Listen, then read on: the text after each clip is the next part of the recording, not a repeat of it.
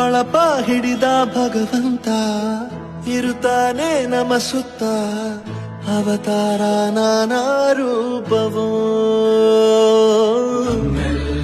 ಹಣೆ ಬರಹ ತಿದ್ದಿ ಬರೆಯಲು ಕತ್ತಲೆಯಿಂದ ಬಹಂತ ನಮ್ಮ ಕೈಯ ಹಿಡಿಯುತ್ತ